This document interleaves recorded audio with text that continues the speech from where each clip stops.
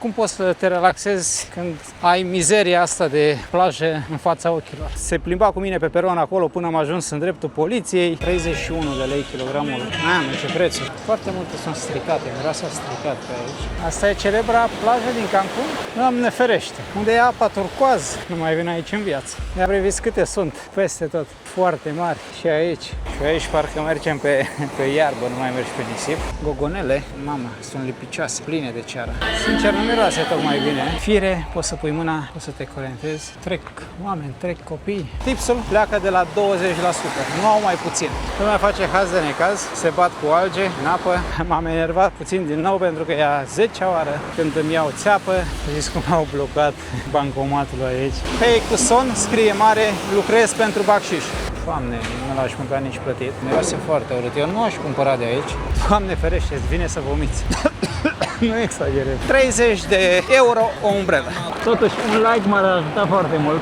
Cam așa ești din apă. Salutare, prieteni, și bine v-am regăsit. Bine ați revenit într-o nouă aventură. Bine ați venit în Mexic. Bine ați venit în Cancun. În momentul în care spui Cancun, majoritatea se gândesc la plaje perfecte, apă turcoază, resorturi și vacanțe all inclusiv. Dar înainte să ajungem acolo, vreau să vedem și partea cealaltă a orașului. Vreau să văd unde și cum trăiesc oamenii normal. Cred că și voi vreți asta, așa că rămâneți până la final. Nu uitați să ajutați vlogul cu un like, să-l distribuiți pentru a ajunge la cât mai multe persoane. Pe mine mă ajută foarte mult. Iar dacă încă nu v-ați abonat, nu ați apăsat subscribe, vă rog să o faceți, este gratis. Nu uitați de hype și acela ajută. Orice ajută în lupta cu algoritmul. Este extraordinar de cald astăzi. Am ieșit de 5 minute din hotel și sunt luarcă. În acest moment mă aflu în sud-estul Mexicului, pe coasta Caraibelor, iar Cancun este astăzi unul dintre cele mai cunoscute locuri turistice din această țară. Interesant este că orașul nu a crescut natural ca multe alte orașe vechi. A fost gândit de la început ca un proiect turistic. Prin anii 70, guvernul mexican a început să dezvolte această zonă. În acel moment era mai mult izolată, cu puțini oameni și foarte multă natură. Astăzi vorbim despre un oraș mare care are aproximativ 900.000 de locuitori. Foarte mulți spun că acesta ar fi cel mai sigur sau printre cele mai sigure orașe din Mexic. Acum nu știu ce să zic. Eu peste tot văd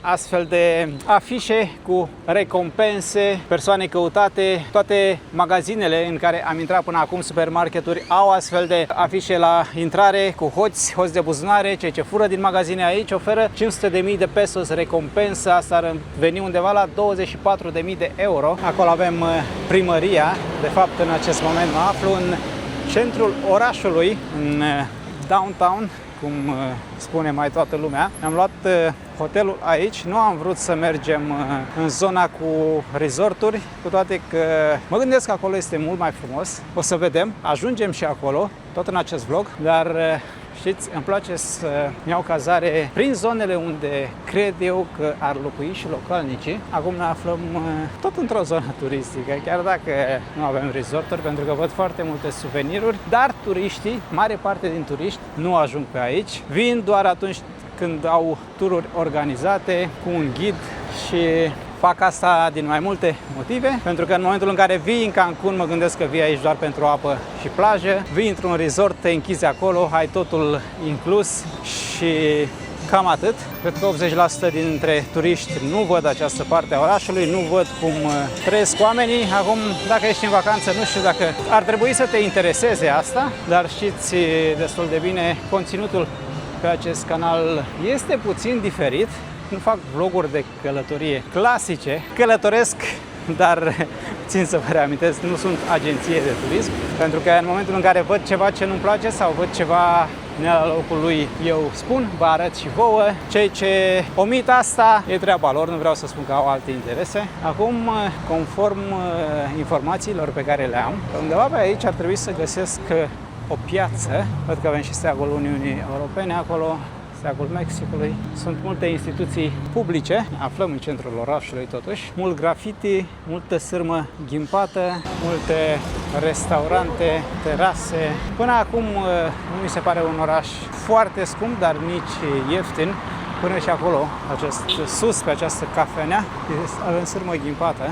Nu pot spune că văd lucruri neplăcute până acum. Din contră, este un oraș normal. Singura problemă pe care am întâmpinat-o și o întâmpinăm în continuare este ploaia. Suntem în a treia zi a treia zi în care a plouat, plouă în continuare. Bine, acum nu, dar după cum vedeți este înnorat și cu siguranță o să vină ploaia. Este extrem de ciudată vremea. Nu știu dacă aici sau în acest moment peste tot am văzut că plouă, ba e soare. Acum e soare, trebuie să-ți pui șapca pentru că faci insolație. În 2-3 minute e nor, zici că plouă. Da, avem autogară. Haideți să vedem cum arată. Dacă tot am ajuns pe aici. Taxiuri peste tot. Încă un lucru legat de aceste taxiuri. Bine că mi-am amintit. În momentul în care ajungi aici, ajungi cu avionul, mă gândesc. Când ieși din aeroport, o să găsești două opțiuni. Fie iei un taxi, fie iei un autobuz. Faci undeva la o oră și jumătate, zic ei, până în centrul orașului sau până acolo unde ai cazarea, până la resort. Arată bine. Banconete, curățenie, arată foarte bine. Ei bine, eu acum vă povestesc cum s-a întâmplat în cazul nostru, dar așa se întâmplă cu absolut toată lumea. Doar dacă ai deja transportul aranjat dinainte, s-ar putea să treci peste acest pas. În momentul în care ai ieșit, ca peste tot, taximetriștii te abordează și prețurile sunt mari. $40, dolari americani, 50 în funcție de distanță. În condițiile în care pe Uber prețul este la jumătate, cel puțin la jumătate. Noi, ca să înțelegeți, am luat un Uber și am plătit $20, iar domnii ne cereau $50. Taxi normal. Aici este o mare, nu știu cum să-i spun, pentru că nu e concurență, e o luptă acerbă între Uber și taximetria clasică. Din câte am înțeles, ei spun că Uberul este ilegal. Acum, din informațiile pe care le-am găsit, Uberul nu este ilegal în această țară, dar se duc lupte, sunt procese, sunt fel de amenințări, tot felul de trucuri pentru a face ca Uberul să nu mai ajungă în aeroport. Ei bine, șoferii de Uber nu vin nici măcar în parcare în acest moment în aeroportul din Cancun. Ei bine, până să ajung aici eu nu m-am interesat, nu m-am informat foarte mult cu privire la acest subiect, pentru că am verificat dinainte, am văzut că Uber merge, aplicația merge și am zis că e ok. În momentul în care am ajuns pe aeroport am încercat să negociez cu taximetristul, pentru că am văzut că îmi cere foarte mult. Mi-a mai lăsat puțin, $5, și după care i-am arătat prețul de pe Uber și a început să-mi spună că e ilegal și se plimba cu mine pe peron acolo până am ajuns în dreptul poliției. A zis și la poliție că uite, eu vreau să iau Uber și că e ilegal. Polițiștii nu mi-au spus nimic, erau mai mulți acolo, dar taximetristul a încercat să mă șantajeze într-un fel sau altul prin intermediul lor. Până la urmă i-am zis că nu, că ne descurcăm noi, o să vină un prieten să ne ia și am plecat în parcare, după care am chemat un Uber, aplicația funcționează perfect, mi-a acceptat comanda, $20. Între timp mi-a trimis un mesaj când s-a apropiat, a oprit la, cred că la 200-300 de metri depărtare de parcare și m-a rugat să merg acolo, pentru că nu vrea scandal. De fapt, mi-a spus după aia, după ce m-am urcat în taxi, că și el a lucrat la aeroport și știe cum funcționează. Taximetriștii de acolo, dacă te văd că te urci în taxi, iau numărul, fac poză la numărul mașinii și îl trimit la poliție, după care poliția oprește taximetristul pe traseu, motiv pentru care taximetriștii nu vin în interiorul aeroportului, nici măcar în parcare, opresc mai la distanță. Poți să mergi liniștit acolo, te urci în Uber și te duce la hotel. Și ai economisit cel puțin €30. Deci nu știu pe unde am ajuns, dar nu contează, explorăm. Pentru asta am ieșit din casă. Acum e soare și ar fi fost frumos să fim la plajă, să ne bălăcim și noi. Dar am zis că oricum o să plouă și astăzi, așa că am ieșit la filmat. Pare că vremea este fix împotriva noastră. În concluzie, Uber nu este ilegal, altfel nu v-aș fi spus această variantă mai ieftină, doar că există o luptă acerbă între taximetriști și șoferii de Uber, pentru că în momentul de față, dacă e să deschid aplicația și vreau să merg la aeroport, chem un Uber, vine, mă ia și mă duce în parcare la aeroport. Multe persoane care vând diferite chestii în marginea drumului au aceste triciclete, un fel de pufuleți, chipsuri. Știți că am fost și anul trecut în Mexic, în Tijuana, considerat cel mai periculos oraș din Mexic. Acolo lucrurile erau într-adevăr delicate. Aici nu. Aici, mai ales prin aceste zone, e liniște și pace. Dar să nu ne lăsăm înșelați de aparențe, pentru că statistica sau rapoartele oficiale ale poliției arată cu totul și cu totul altceva. Că tot spuneam de liniște și pace. Arată tot o piață turistică, cu toate că toată lumea îmi spune că e piață pentru localnici. Cred că este o combinație între foarte multă carne de porc. Sincer, nu miroase tocmai bine. 250 de pesos kilogramul, 65 de lei kilogramul de carne de porc. Apoi prețul nu este afișat. Nu știu dacă sunt 40 de grade, eu le simt, parcă ar fi 40 de grade și toate sunt în căldură. Ele arată bine, piept de pui, mai alb, mai închis la culoare, fructe și aceștia au foarte multe fructe, paradis. Paradis pentru mine, mango, fructul dragonului, papaya, pepene, banane, fava, ananasul, ce bine arată, roșiile, așa și așa. Poate văd mai multe prețuri, ca să înțelegeți și voi despre ce este vorba. Ce sunt acestea? Jata pere, dar consistența nu e. 120 kg de fructul dragonului, 6 euro, 31 de lei kilogramul. Mamă, ce prețuri! Jackfruit, ia priviță, ce mare, îmi place piața, și ridic, lămâi, lime, broccoli nu arată bine deloc. Aș vedea și câteva prețuri aici, papaya 45, 11 lei, 13 lei aproape, 2,20 euro papaya, roșiile 2 euro, 10 lei, 90 de pesos perele, 90 merele, Doamne ferește, ce prețuri au. Și văd doar localnici, acestea sunt din Chile, sunt 21 de lei kilogramul, au de toate, foarte multe arată bine, 180, deci ardei tot din Chile, 180 de pesos, 9 euro, 47 de lei kilogramul. Aici doamnii vor doar bani în cash, 30 de pesos, acești 3 ardei grași care sunt bătuți de soartă, 7 lei 80, 8 lei, 40 kg, 2 euro, 10 lei, acest mango care e pe ducă. Foarte multe sunt stricate, miroase stricat pe aici. Ceapa e 35, 1,70 euro, 9 lei, aproximativ 9 lei kilogramul de ceapă. Avem și tăiate gata, acest ananas este 30 de pesos, nu arată bine deloc, 1,50 euro, 1 euro papaya. Aici avem mandarine, cred, 20 cu ardei iute pe deasupra, dacă nu mă înșel, 5 lei. Doar că în momentul în care văd așa ceva, nu mai pare piață pentru localnici. 120, o geantă din aceasta, 6 euro, 30 de lei. Scump, dacă mă întrebați pe mine. Dacă vii din America, plătești și nu te interesează. Foarte mulți vin din America, în această zonă. Brânza arată bine și este foarte bună. Și cu ardei iute, cu pastă de ardei iute, bineînțeles, sosurile nu pot lipsi. Ne aflăm în Mexic. Kilogramul de carne este de 40 de lei, între 40 și 50 de lei. Deci tot avem burtă și picioare. Pește vers 270, 70 de lei kilogramul și suntem un pas de apă, suntem la un pas de mare. Paste, multe tipuri de paste. Nu e o piață care să mă atragă. Pare că totul e îngrămădit, haotic. Au vrut să aibă câte ceva din fiecare sector într-un spațiu mic. Așa pare. Este curățenie. Acolo la carne miroase, nu miroase tocmai plăcut, miroase urât ce mai adeal la vale. Pentru a înțelege ceva mai bine prețurile pe care tocmai le-ați văzut și a face o comparație mai corectă, să știți că salariul minim în Mexic în 2026 este undeva la 470 de euro, 2400-2500 de lei pe lună, cu aproximație.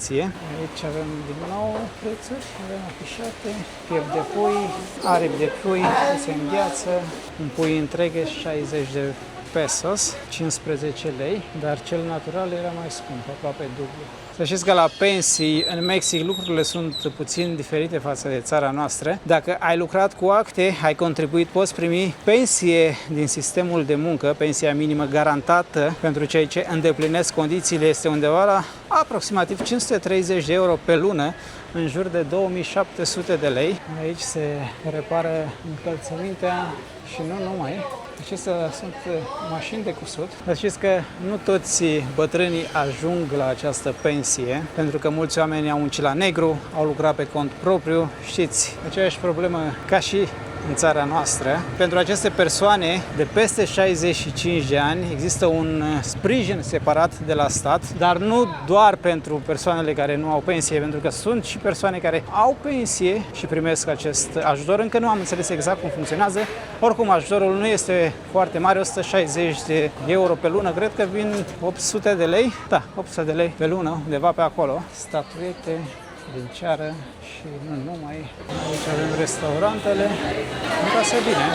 Un alt lucru interesant pe care l-am găsit în 2026, guvernul mexican are ca țintă aproximativ 14 milioane de oameni cărora să le ofere acest ajutor de 160 de euro pe lună. Așa că nu vorbim despre un ajutor primit de câteva mii de oameni, ci despre un program național uriaș. Pentru a înțelege și mai bine cum stau lucrurile, în Mexic sunt aproximativ 60 de milioane de oameni, iar conform datelor oficiale, jumătate dintre ei nu trec de salariul minim, adică mai exact aproximativ 28 de milioane de oameni câștigă salariul minim sau mai puțin, pentru că ce să vezi ca peste tot, salariul minim e una, dar nu știu cum, tu poți să câștigi mai puțin decât salariul minim oficial. Nu reușesc să înțeleg acest lucru, dar se practică peste tot prin lume. Ia vreți ce e aici? Tot în piață sunt, încă nu am plecat. Fire, poți să pui mâna, poți să te orientezi. Totul deschis, trec oameni, trec copii, mături, 85, una, 22 de lei, 4 euro o mătură. În această zonă domnul vă ajută cu parcarea, îmi gândesc că e contra cost și aici avem persoane care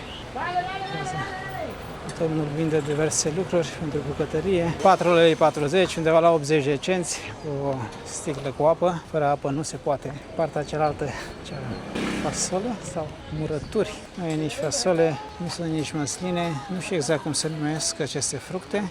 Acestea sunt. Avem și semințe de dovleac, 21 euro, 5 lei pungulița.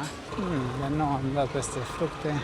18 pesos, lămâile 40, roșiile 16, ceapa roșie 18, cartoful 52 de pesos. Acum să-mi spuneți cum vi se par aceste prețuri raportate la salariul de aici. Ce nu am văzut până acum? Nu am văzut cercetători și oameni străzi. Nu ar fi sau nu sunt în această zonă?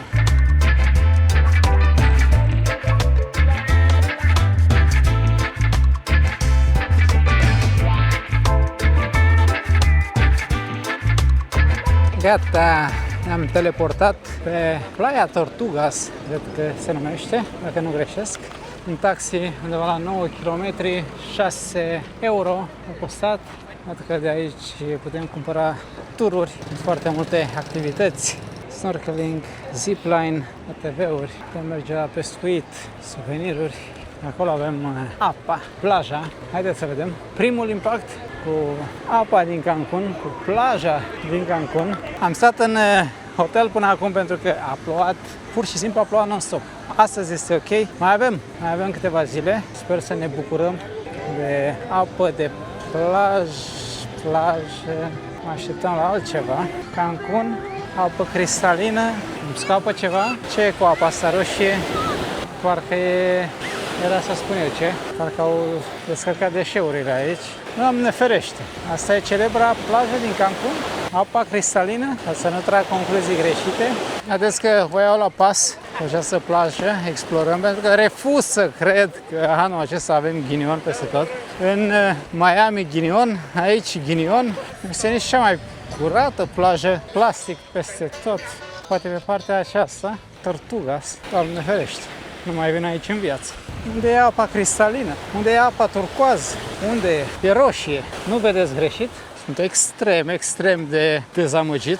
Nu știu dacă doar mie mi se întâmplă sau cei ce vin aici trec cu vederea aceste lucruri, dar nu știu, nu înțeleg. Dacă intri pe Google, cauți această plajă, asta găsești, o apă perfectă. Priviți, aici sunt. Fix aici sunt și eu. Priviți și voi. Aici sunt eu acum. Bine, puțin mai în față. Ca să nu spuneți că eu vorbesc prostii, pe lângă faptul că oamenii au lăsat cutiile cu bere aici, au lăsat de toate. Cred că de aici este făcut această poză. Instagram, realitate. Ca să nu credeți că eu sunt nebun, eu sunt cel negativist sau că vin anume și caut anume aceste blocuri murdare mizerabile. Nu. Asta am văzut, pentru asta am venit.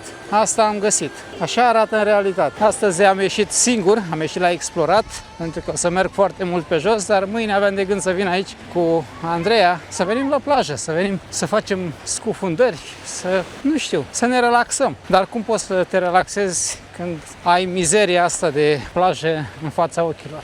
Doamne ferește! Cancun, paradis. Unde e paradisul? Priviți și voi. Deja m-am enervat.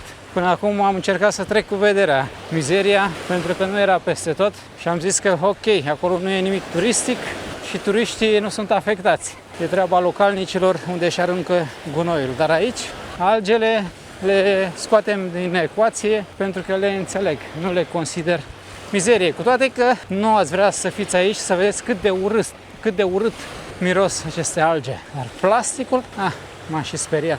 Vedeți ce frumusețe. Vii aici, te cazezi la resort și stai în piscină, această infinity pool, pentru că această mini-plajă din fața resortului este dezastru. Ne-am privit câte sunt, peste tot, foarte mari și aici, dar aceea este mare, gigantă, aș putea spune.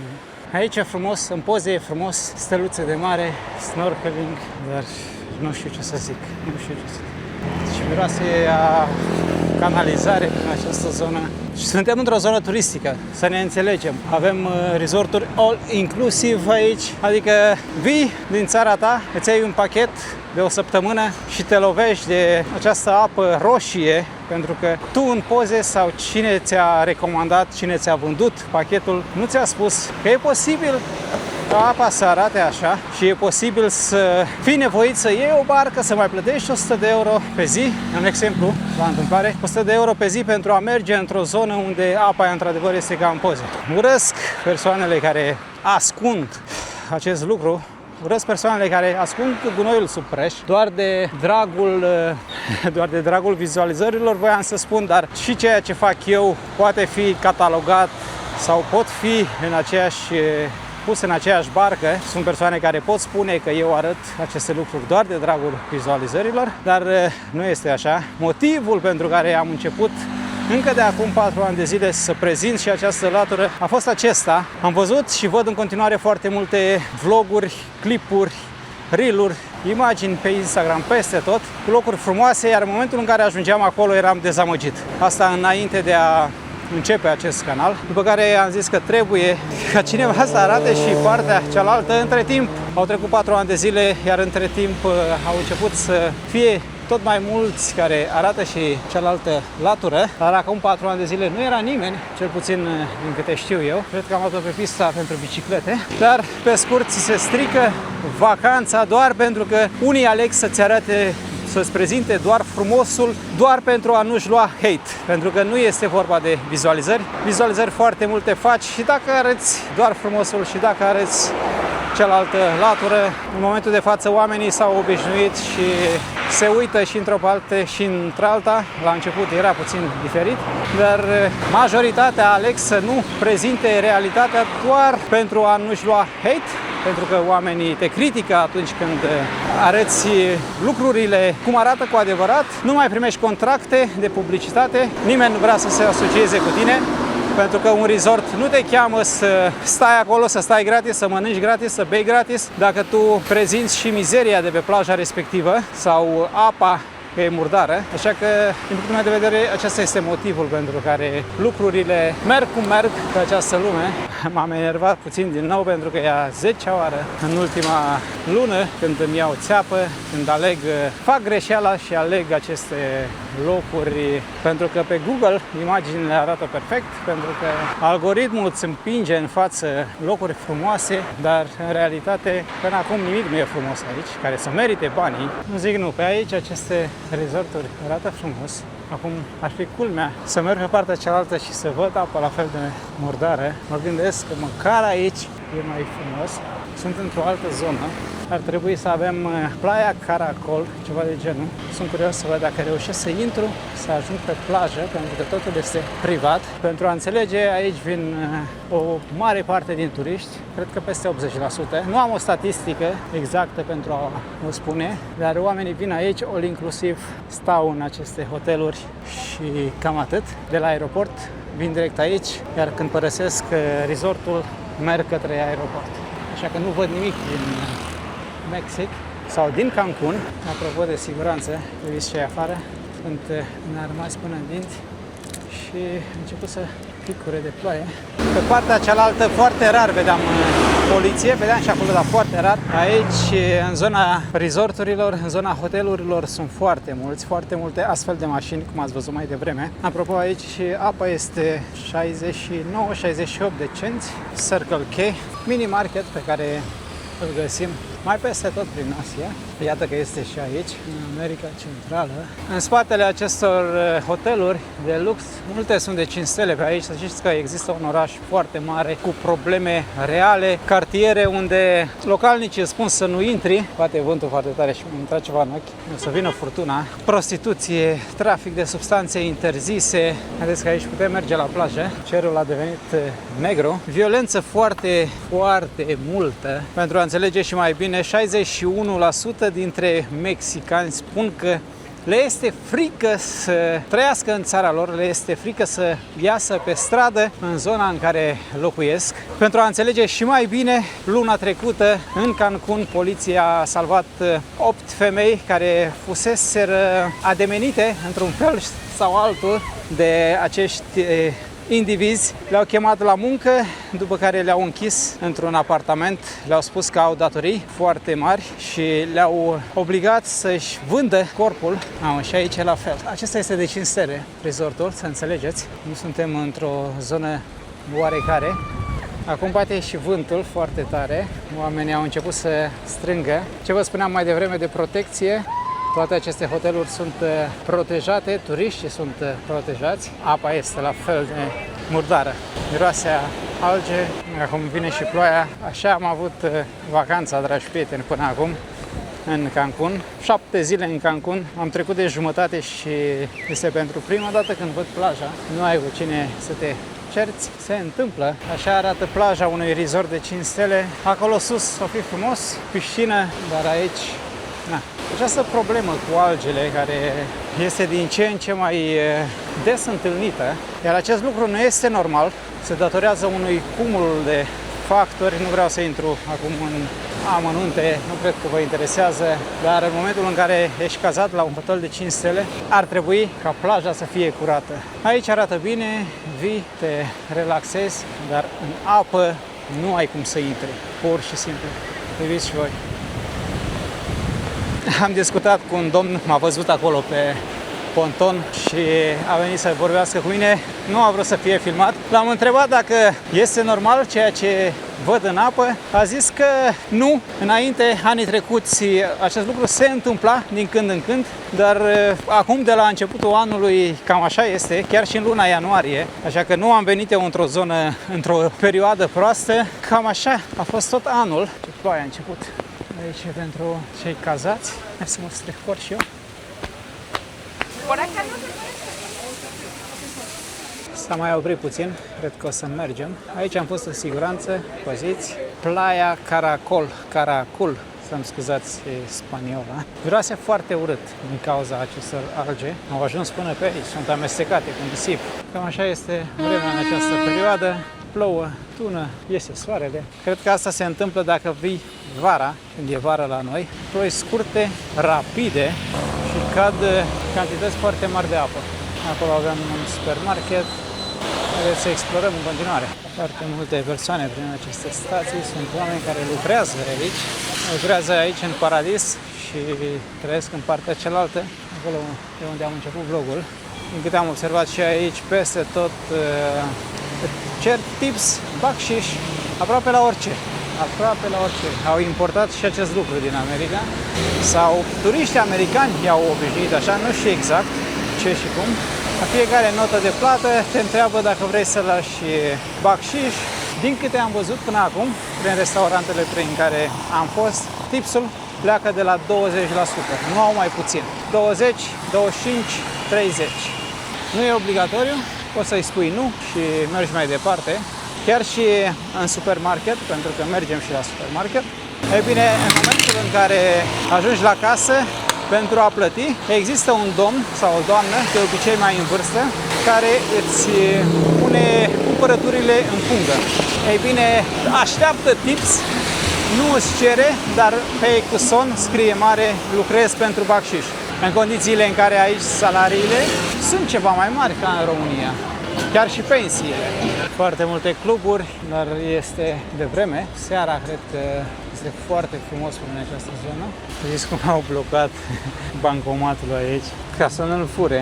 Nu doar acolo, peste tot. Plajă, o altă plajă celebră. Doamne ferește cum miroase. Doamne ferește, îți vine să vomiți. Nu exagerez. Mi-au dat lacrimile, nu exagerez. Ia vrei și eu. În spate frumos, avem cluburi, șezlonguri pe acolo. Doamne, ce fel miroase. Păcat, păcat, păcat, mare păcat. Avem și un salvamar acolo sus, camere. Salvamarul de țipă după un domn care a intrat foarte mult în apă.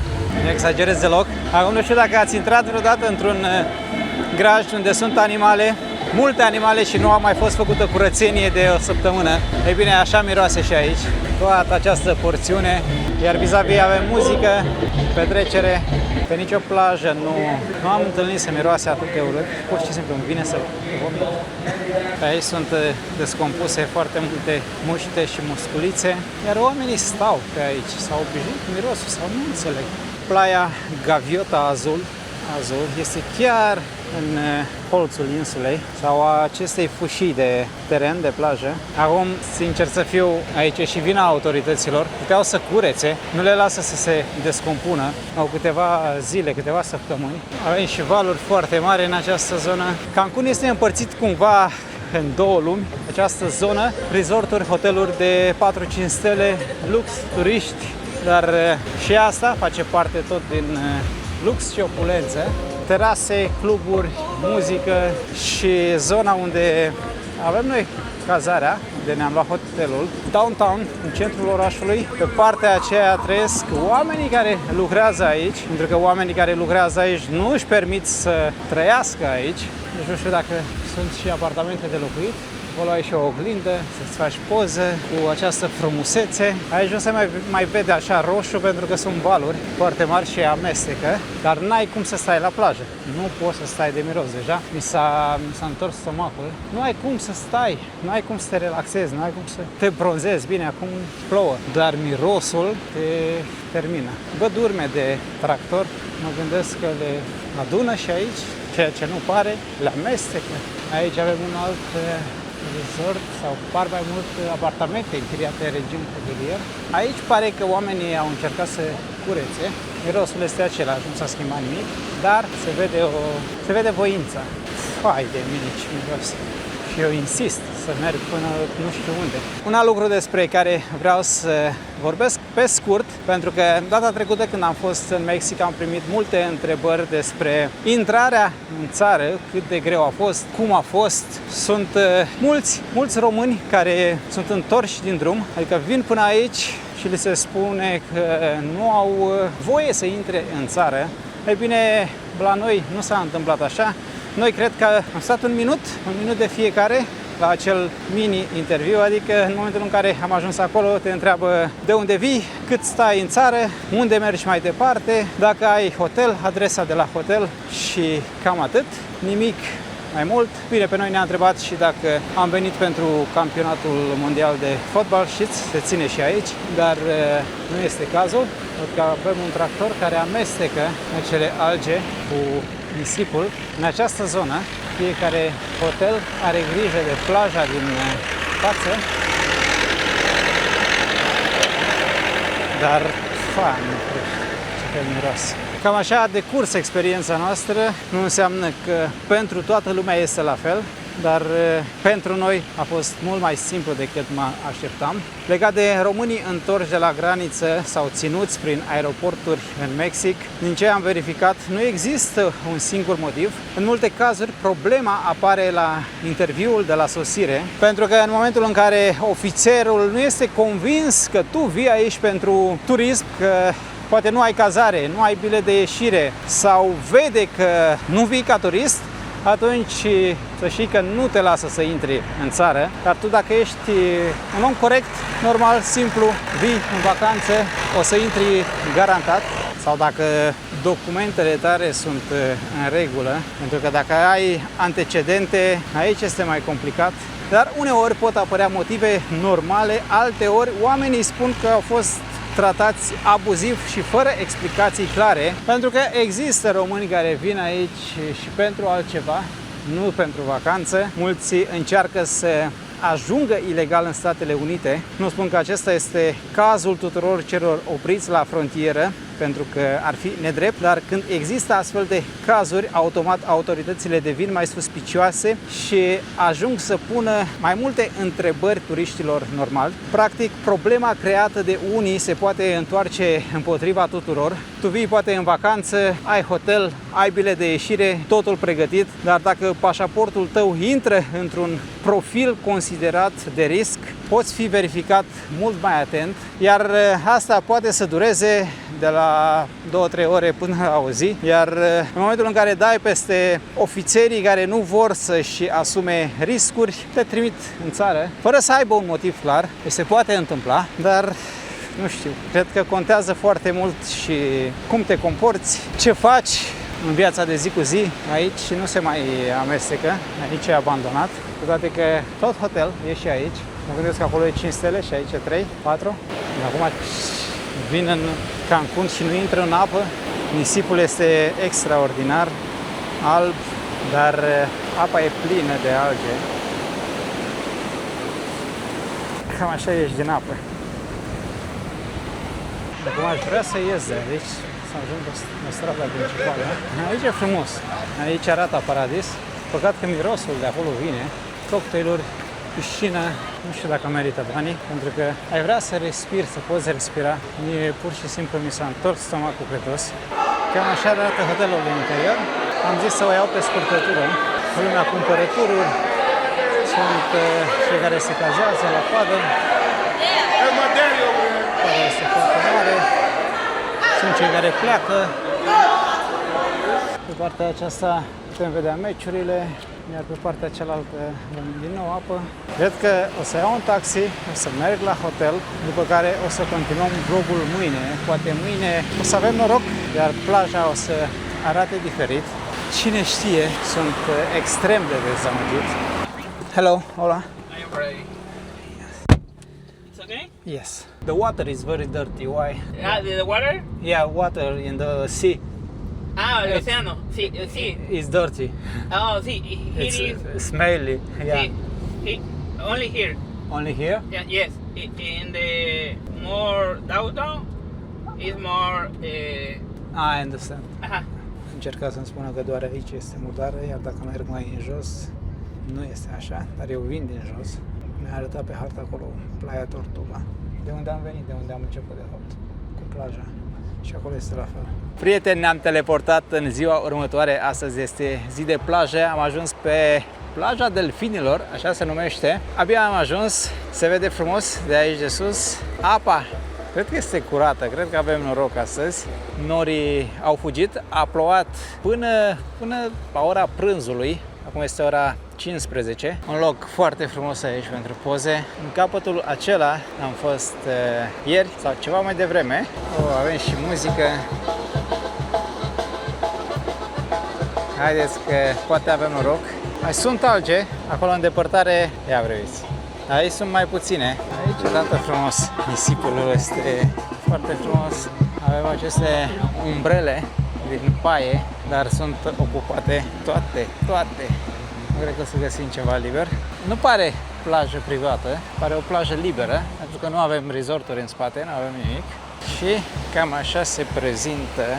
Aici algele au fost amestecate cu nisip.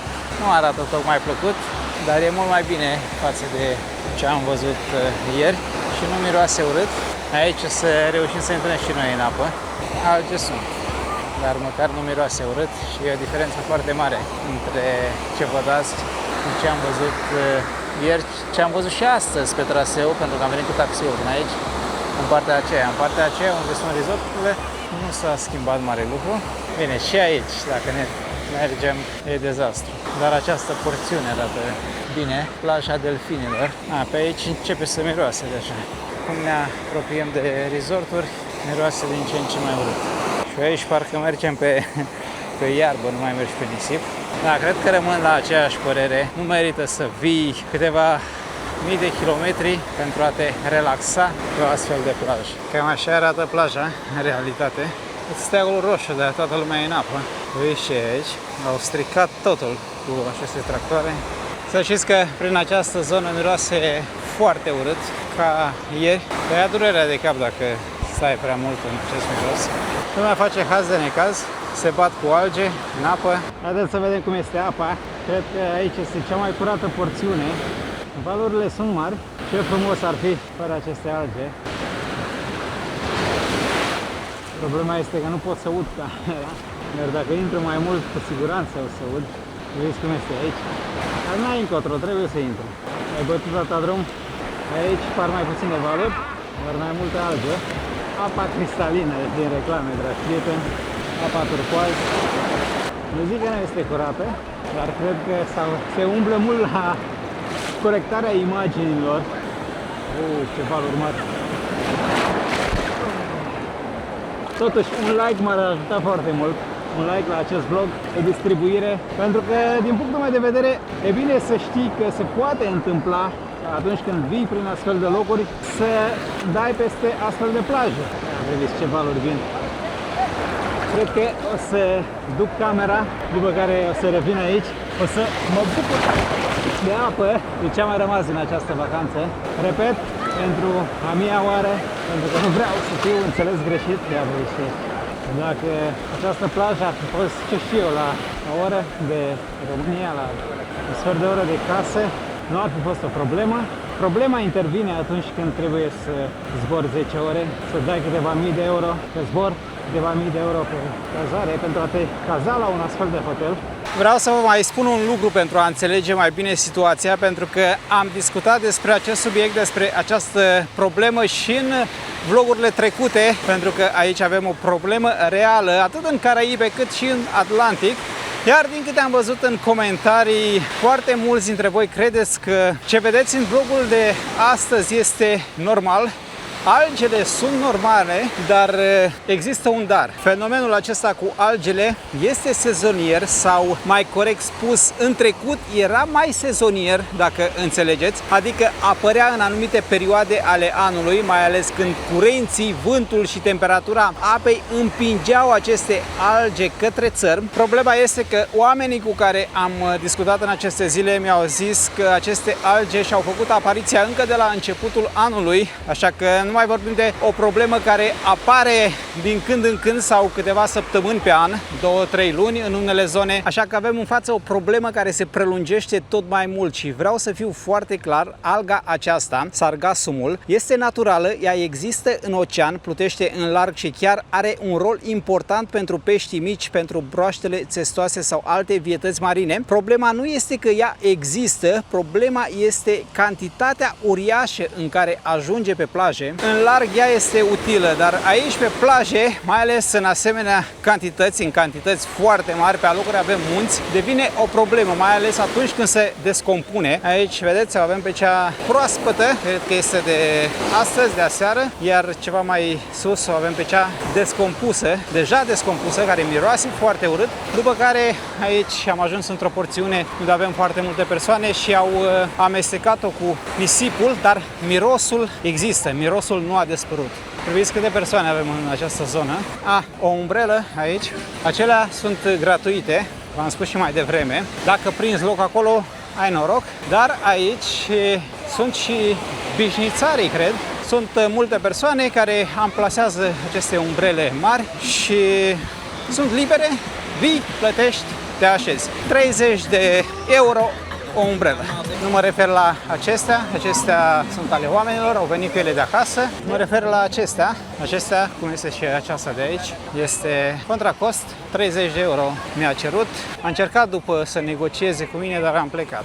Pentru că noi, chiar dacă avem hotelul departe, în centrul orașului, departe de plajă, hotelul are și o porțiune la plajă, beach resort, spun ei, unde poți să vii aici, trebuie să-ți faci un fel de programare, adică să anunți înainte că mâine vin la plajă, așa oamenii ți păstrează un șezlong, umbrelă și totul e frumos. Vedeți și aici. Miroase foarte urât în această zonă, pentru că v-am spus, atunci când se descompune este dezastru. Ea poate elibera gaze precum hidrogen sulfurat, afectează turiștii, hotelurile, restaurantele și, evident, imaginea locului. Omul vine aici pentru imaginea aia de apă turcoaz, nisip alb, plajă perfectă, iar în momentul în care ajunge, are parte de un șoc, asta dacă nu este informat corect, dar de aia sunt aici să vă arăt și această latură, haideți să spunem latură, să-mi iau tot hate-ul din lume pentru că îndrăznesc să fac asta. Știți care este ipocrizia mare? Cred că am spus-o și într-un reel. Dacă aș fi arătat așa ceva din România, de pe plaja din România, toată lumea m-ar fi aplaudat sau o mare parte, cred că 80% dintre oameni m-ar fi aplaudat și mi-ar fi spus că bine fac, prezint realitatea. Ei bine, când vin aici și arăt așa ceva sau când am fost în Miami și am arătat, pentru că și plaja din Miami este asemănătoare, toată lumea, toți americanii mi-au sărit în cap și au încercat să-mi spună ei că așa ceva este normal, că este natural și că am venit în perioada care nu trebuia. Toată lumea îmi spune că este normal. Este normal, dar de ce se întâmplă așa? Sunt mai multe cauze. Am să încerc să fiu foarte scurt și la obiect. Vedeți ce e aici? Doamne ferește cum miroase. Sunt mai mulți factori la mijloc, apa mai caldă, curenții oceanici, vânturile, dar și ce facem noi, oamenii, pe uscat, defrișările, agricultura intensivă, îngreșămintele, apele murdare care ajung în râuri, ca mai apoi să ajungă în ocean. Ei bine, toate acestea aduc mai mulți nutrienți în apă, mai mult decât este nevoie, iar acești nutrienți hrănesc algele. Practic, natura produce alga, dar noi ajutăm fenomenul să scape de sub control. Deci da, este un fenomen natural, motiv pentru care spuneam că oamenii au pe jumătate dreptate, dar nu este normal să ai plaje întregi, kilometri plini cu munți de alge. Nu este normal și este vina omului, este vina noastră. Nu este normal ca o plajă de un asemenea calibru să arate așa foarte multe luni pe an. Asta încerc să explic.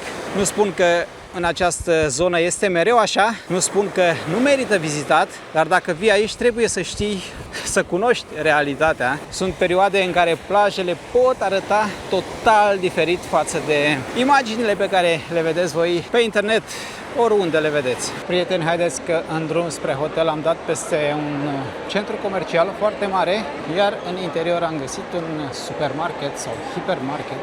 Vedem câteva prețuri înainte de final. Partea aceasta electronice, nu cred că ne interesează acum. Diverse lucruri pentru bucătărie, haine, ceapă, mango, ceapa 19, aproximativ 1 euro kilogramul, 90 și ceva de cenți, 95. Curățată, platan, seamănă cu bananele, dar nu sunt, castraveți, 1 euro kilogramul. Uite și voi ce e aici. Doamne, câte fructe, pepene, 17 pesos kilogramul, ananasul 27,90, 28 de pesos kilogramul, căpșuni 90 de pesos pentru jumătate de kilogram, 110 strugurii, la fel jumătate de kilogram, mere 60 de pesos kilogramul, lucește ceara, perele 50 de pesos kilogramul, banane 16 pesos pe kilogram. Dacă am început dintr-o piață, terminăm vlogul într-un supermarket, gogonele 40 de pesos, mamă, sunt lipicioase, sunt pline de ceară. Ia vedeți. Și acestea se lipesc 32 de pesos, 22, aceste lămâi, legumele, usturoi, 143 de pesos, 142,50 kilogramul.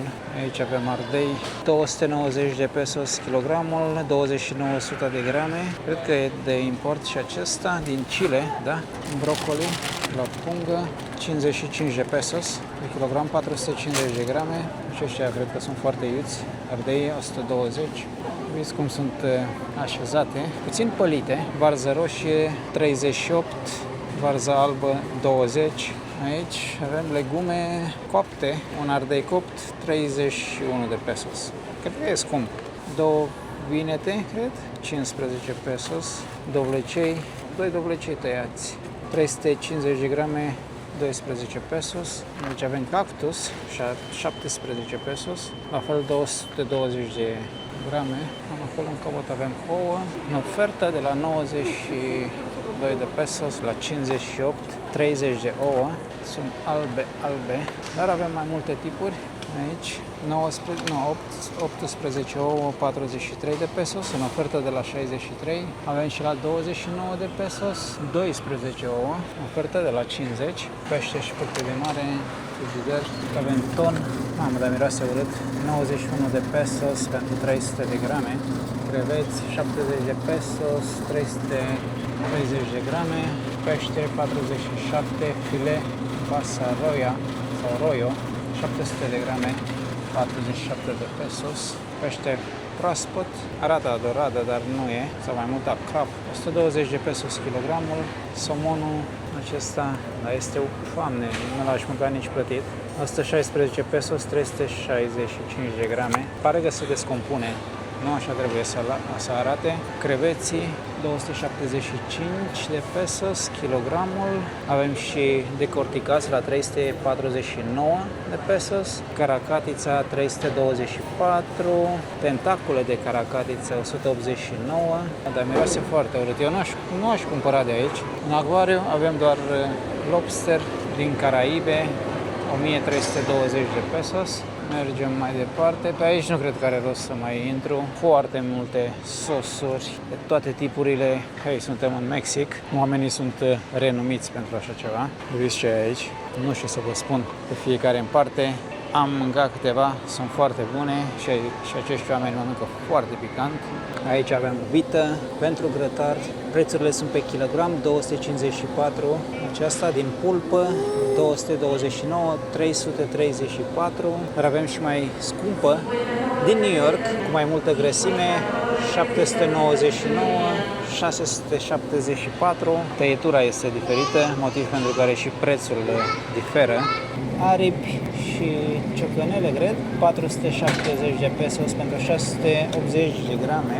Piept de pui cu tot cu piele, 136 de pesos pentru 900 de grame, fără piele, 131 pentru 800 de grame. Aici avem brânzeturi, brânză și iar brânză, 54 de pesos, 260 de grame. Aici arată bine ceriza, 228 de pesos kilogramul, între 228 și 250. Nu, aici este mai ieftin, 110 pe 100 de grame și 11 pe 100 de grame, 110 kilogramul. Arată foarte bine aceste torturi. 339 de pesos tortul, acestea cu fructe, nu, toate acestea mari sunt 339, acestea micuțe 159. În funcție de gramaj, vă dați seama. Băuturi, un fel de jeleu, 29 de pesos. Aici domnii pregătesc torturile, pâine, foarte multe pâine, o franzelă 20, o baghetă de fapt, 20, 1 euro. Pâine cu zahăr, pâine cu unt și zahăr, 14 pesos bucata. Este pentru prima dată când văd așa ceva. În America există o problemă cu zahărul, ei bine, aici problema este mult mai mare. Acești oameni sau oamenii din această țară sunt printre primii atunci când vine vorba de diabetici. Din păcate, sucuri, am ajuns la sucuri, căutăm ceva cunoscut. Vedeți ce culoare au. 32 de pesos. Nu știu ce este de struguri sau nu. Bar n-am. E din vin, e din struguri. 36 de pesos, 2 litri. Pepsi, n-am, cât Pepsi. Acesta este 12 pesos și are 400 de mililitri. Mai jos 18 pesos, 600 de mililitri. Mai jos avem 30 de pesos pentru 1 litru și jumătate. Mai jos 38 de pesos pentru 2 litri și jumătate. Și mai jos... Nu, tot 2 litri și jumătate. 38 de pesos.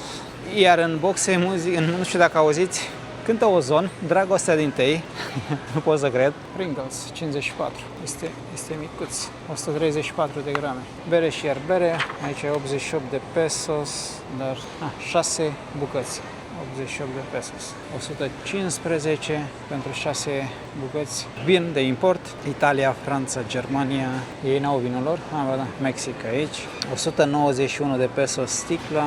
171, acesta este în ofertă. Sosuri, ragu, 93 de pesos, 680 de grame. Paste, dar e de import aici. Iaurturile sunt în cantități mari. Iaurt grecesc, 1 kg, fără conservanți, fără coloranți, conține probiotice, 95 de pesos, cel simplu. Tortillas, 38 pentru 360 de grame.